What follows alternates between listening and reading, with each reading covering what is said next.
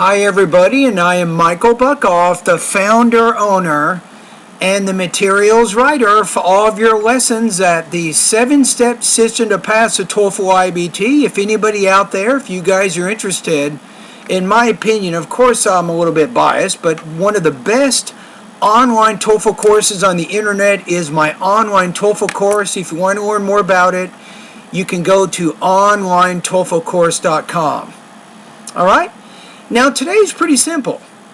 The reason I'm doing this live stream right now is I want to talk about improving your TOEFL speaking by improving your pacing and even your intonation for that matter. So these are two areas that the IBT human raters are looking at. When they look at your delivery, they want to know how natural is your pacing. That means your pauses. You don't have a lot of unnecessary hesitations in there. You're speaking pretty naturally, right? And then you're also varying your intonation. So that's kind of the purpose of this video, is to talk about how you can do that, right? That's what I want to do right now. So anybody out there, if you want to get a higher TOEFL score, this is exactly the video you want to be watching right now. If you know anybody else who needs to improve his or her speaking, maybe send them the link to this live chat right away, because I'm not wasting any time. I just finished teaching a TOEFL preparation class here at California State University, San Bernardino, and I just have a few minutes to share this really important information. Alright, so the next step is, let's go over to, I want to go to a specific page here so I can demonstrate what I'm talking about.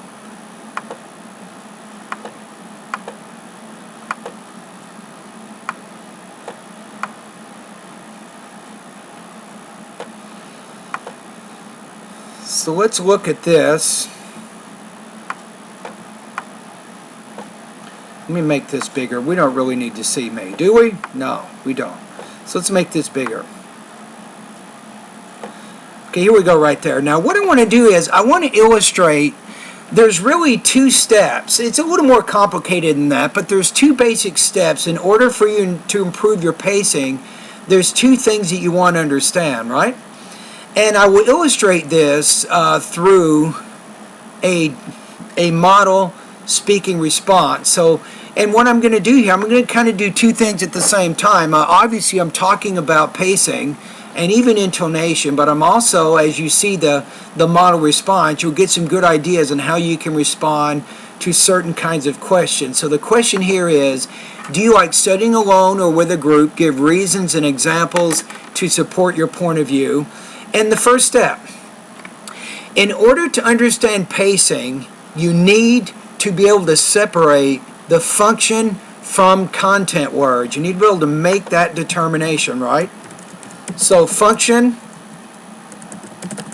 if I give you a definition of this, I'll give you some examples. Function words are grammatical words, words that really don't carry a lot of information, right? Okay, give me a second here. I'm going to make this a little bit bigger. I want to make sure you guys can see this okay. Okay, here we go. So function words are words like, we'll say auxiliary verbs, not the main verb. We can say prepositions. We can probably say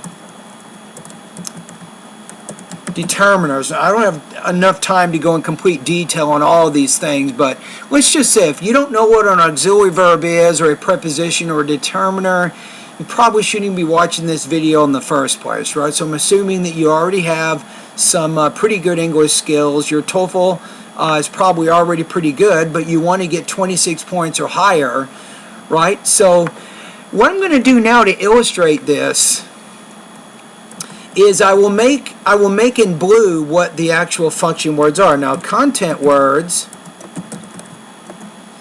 we will say, are nouns, adjectives, and adverbs. It's exactly what they are.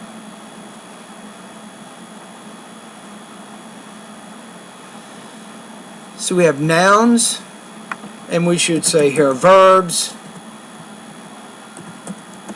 So we have nouns, verbs, adjectives, and adverbs. I call them the big four. Now, why am I saying this? Function words typically are not stressed as much as content words are. So if you understand that, it can help you with your pacing and also with your intonation. That's why it's important. So content words, nouns, adjectives, adverbs, and verbs, these are typically stress words. Now, if I weren't very experienced and I wanted to read this, so let me just read this, and I'm going to do two things. I'm not going to do a very good job with pacing, and I'm not going to do a very good job with my intonation, right? So I want to illustrate what you should not do for this kind of speaking, right? So here we go. And the first time, I'll just do part of it. So, in choosing between the two study methods, I choose studying alone because I can score higher on my exams. For example, last semester I was preparing for a biology exam centered on photosynthesis. Now, obviously, I'm doing two things wrong here. I'm not stressing my content words more, and because I'm not doing that, and I'm kind of putting equal stress on everything, I'm not doing a very good job with my pacing, and my tone is not being varied very much. So that's a problem, right? Now, let's illustrate it here. Now, I want you to look at this paragraph. Now, what I've done here is I've put in blue a lot of the function words here. So let's take a look at them. Now, function words, notice, and what I want to do here, I'm actually going to read this paragraph without mentioning any of the blue words. You ready? Choosing two study methods. I choose studying alone because I score higher exams. For example, last semester I preparing biology exam centered photosynthesis help. I prepared study guides based professors' lectures based most important points textbook. Then I went classroom campus. I practiced writing down answers, possible test questions, blackboard. Process. I not distracted other students, so I was able to concentrate better. As a result, I scored 92 biology exam. For this reason, I prefer study alone when I preparing exams, paper assignments. Now, do you see the difference here? Content words, they carry the most stress because they carry the most meaning. So even though I wasn't stressing most of the function words, or I didn't even mention them in this paragraph, you still get my general meaning. You see what I'm saying? So now if I read it again, right, I'm going to put more stress on the black, as you're seeing here. If we go back here, I will put more stress on my content words. I will put less stress on my function words. That's what I'm doing, right? Now what you guys want to do is maybe after this video, I'm going to time how long it takes me to say this, and what you guys can do, you should practice. See if you can read the paragraph at the same pace, with the same tone, at approximately the same number of seconds as it takes me to do it. Right? That's what you're going to try to do when you're done with this video. So you should practice it several times until you feel until you feel more comfortable, I think, doing that. All right? So let's do it here. So here we go. Let me time and see how long it takes. In choosing between the two study methods, I choose studying alone because I can score higher on my exams. For example, last semester I was preparing for a biology exam centered on photosynthesis, and without any help, I prepared my study guides based on the professor's lectures and based on the most important points from the textbook. Then I went to a classroom on campus and I practiced writing down answers to possible test questions on the blackboard. During this process, I was not distracted by other students, so I was able to concentrate better. As a result, I scored 92% on that biology exam. For this reason, I prefer to study alone when I'm preparing for exams and paper assignments. Okay, so now let's take a look. So this took me 53 seconds, right? So you should also be able to read this at about 53 seconds. And that would be what I call pretty good pacing. Now, the next question is, so in the video right now, I've talked about one thing that's important in speaking is make sure you're not putting too much stress on the function words. Make sure you're putting more stress on those content words. Now, the next thing I want to talk about, and I'm going to give you a really important rule. Now, I don't want you to share this rule with anybody. Only people watching this video should know this. Actually, other people might know it, but I'm just saying that this is a very important thing that you want to remember. Now, here's a general rule for pacing. If you're not sure, right, you should pause after 4 to 5 content words in each of your sentences. This is a good rule that you can remember here. This is very important. This helps you with pacing. Again, pause after 4 to 5 content words in each of your sentences. Now remember, you cannot count the words in blue as content words. Okay, so let me kind of work through this. Let me show you how it works so you can kind of see how this rule works. Now if you look at the first idea here, obviously we have a comma, and when we have a comma we want to pause, right? But within that we have choosing 2 study methods. 1, 2, 3, 4, pause. So it makes sense that we will pause right here. Now when I do my pauses, let me try to identify them somehow. Let me maybe make them bigger and bold. I'll change the color. I'll do something so you can kind of see what I'm doing here. So I want you to kind of understand the logic. I'm telling you, this is very, very important for you. Okay, so now we're going in here. We're going to apply this rule to this speaking response. So we agreed we're going to have a pause here. So I'll put one right here. So in choosing between the 2 study methods, we'll have a pause. Kind of move from there. We have I choose studying alone because. Now it's typically logical to pause before a dependent clause, right? You see the dependent clause here? We have because I can score higher on my exams, right? And then we have here I, 1, 2, 3, 4. Those are 4 stress words. We have another pause. Then we have because 1, 2, 3, 4, 5. So here we have another pause. Now we also pause after transitional elements and things. So we'll put a pause here.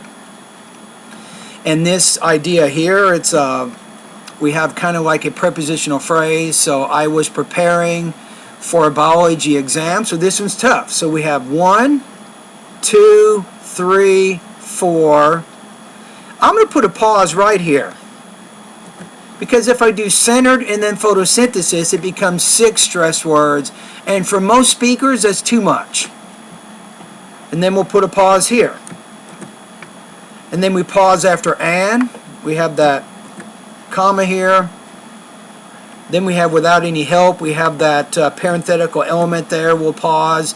Then we have the next one. Let's see if we can figure it out. 1, 2, 3, 4. Then we have based on that. I'm going to probably do it right here. I think this makes sense here. So that's 4. Then we have based, professor's lectures. Maybe pause here. And then based, we have 1, 2, 3, 4, 5, textbook here. And we have another pause there. Then we'll pause right after this transitional element. Then we have I went, classroom, campus. It's typical we pause before the 2 independent clauses. So we have 1, 2, 3. That's 4 stress words, pause. Then you have and. Then you have 1, 2, 3, 4, 5. And we'll put a pause right here. So, and I practice writing down answers. Then we have 2 possible test questions on the blackboard. We'll put a pause here. Let's just check it out. Remember, we don't count the blue. So we have 1, 2, 3, 4. So there's 4 stressed words here. Then in the prepositional phrase, we'll do a quick pause here. During this process, then we have I, 1, 2, 3, 4, 5. We can probably just do one pause right here. I was not distracted by other students. So we have 1, 2, 3, 4, 5, 6. So I was able, maybe we'll put a pause right here if we want. Now then we have as a result, we pause after the transitional element. And I will check all your questions here, by the way, in just a minute, but I got to keep my train of thought here. This is important. Then we have I scored 92%. Then we'll, on that biology exam, maybe put a pause here. We'll separate the prepositional phrase from the rest of the sentence. We put a pause here. And we kind of move ahead. Then we have 1, 2, 3, 4. It's common to pause before, as I said before, dependent clauses. That's why I chose to pause before when. So you have 1, 2, 3. 4 stress words, pause. Then you have 1, 2, 3, 4, 5, 6. So there's 6. It's difficult. This is a hard one. I mean, there's no exact way on this, right? So because it's 6, I'm going to maybe do this. I'll say when I'm preparing for exams and paper assignments.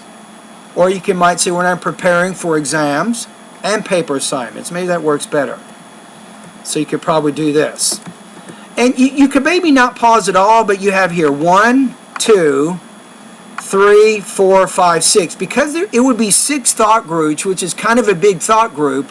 Remember, going back to this rule here, we're going back to pause after 4 to 5 content words in each of your sentences. Now, if you remember that, that's a pretty good rule of thumb, so you can practice doing this when you're doing your speaking practice, and then it'll be more comfortable later on. Now, I know you're saying, well, Michael, how do I think about all this? This is crazy. But let me ask you this. When you're driving a car right now, many of you probably know how to drive an automobile, and you don't think about it as much as you did when you first drove the car. Am I right? See what I'm saying? So as you practice what I'm teaching you in this video, it'll become more natural for you later on, maybe a week or 2 weeks or 1 month down the line. This will become much more natural to you in your speaking. So whether you're taking the TOEFL test and want a high score, or whether you just need English to communicate more fluently with native speakers, this is important for you, right? Now let's take a look at what we did here. So it says, in choosing between the 2 study methods, I chose studying alone because I can score higher on my exams.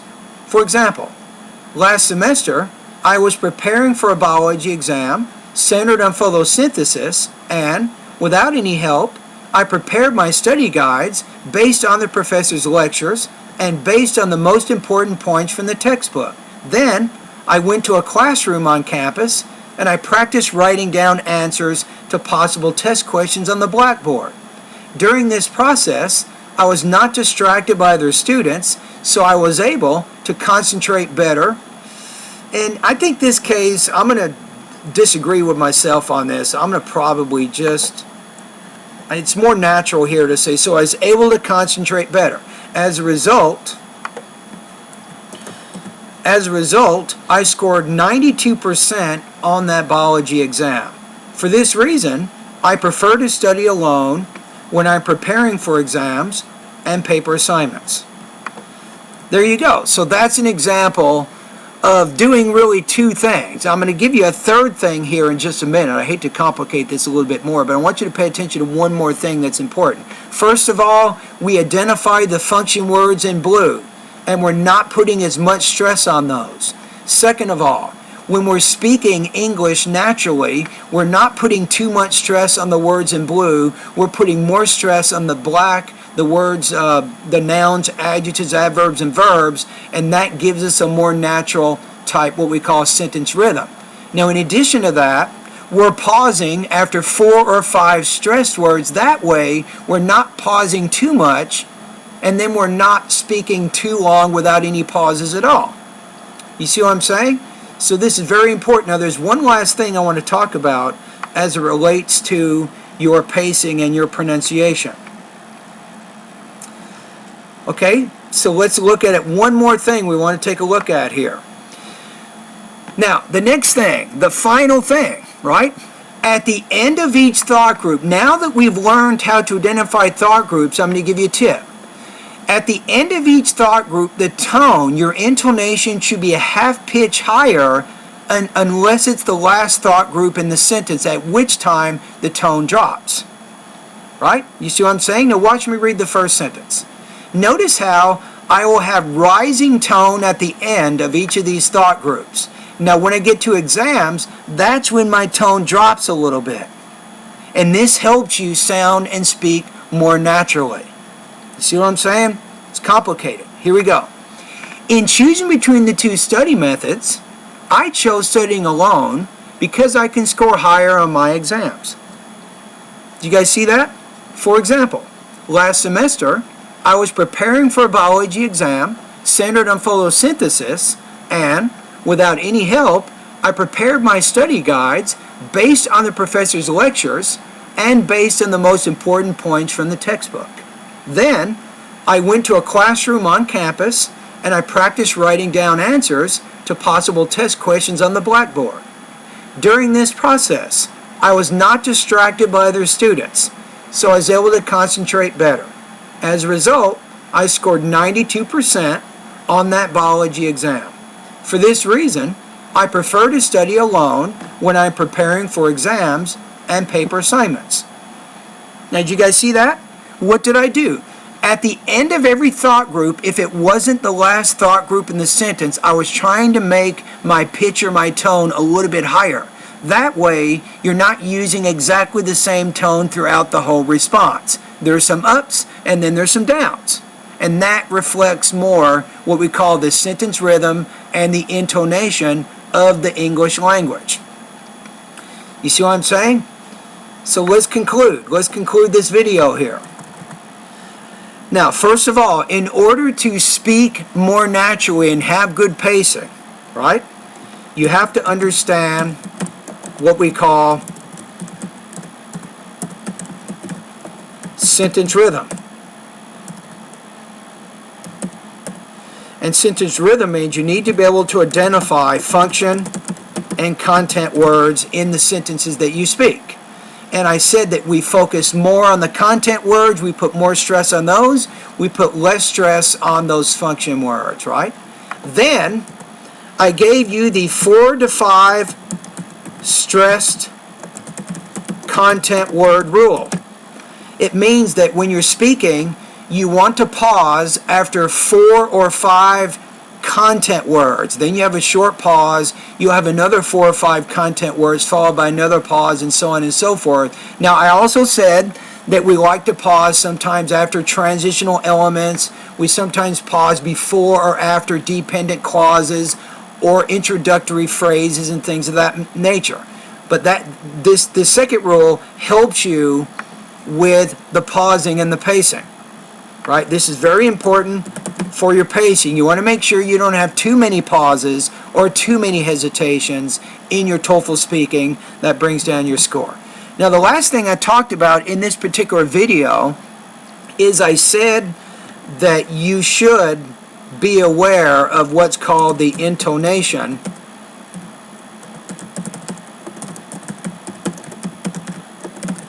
after thought groups. So I think that I said here, I said that at the end of each thought group, if it's not the last thought group in the sentence, your tone should be a little bit higher at the end of that thought group. Then when you get to the final thought group in the sentence, that's when your tone or pitch should fall slightly. And it's that rise and that fall that helps vary your intonation of American English, and it helps you speak more naturally. So these are the 3 things. So if you want, when you're done watching this video, you can rewind it or you can go to the beginning and you can practice. Your goal is to be able to read the paragraph that you see. You want to try to be able to read it naturally, fluently, quickly. You want to read it in approximately 53 seconds using the same pacing and the same tone that I demonstrated in this video. All right? That's what you're trying to do. Now, let me go back to the live stream here. I'm going to answer a few questions here, and then I will be done for today. Okay, Srikanth, I updated it, but I will re-update that again. And then your next question is, how to do pacing for all 6 speaking tasks on the official TOEFL for 45 and 60 seconds. You should follow what I discussed in this video. You want to follow the pacing, the intonation guidelines that I illustrated in this video. You want to follow this for speaking task 1 and 2. You want to follow this for integrated speaking tasks 3, 4, 5, and 6.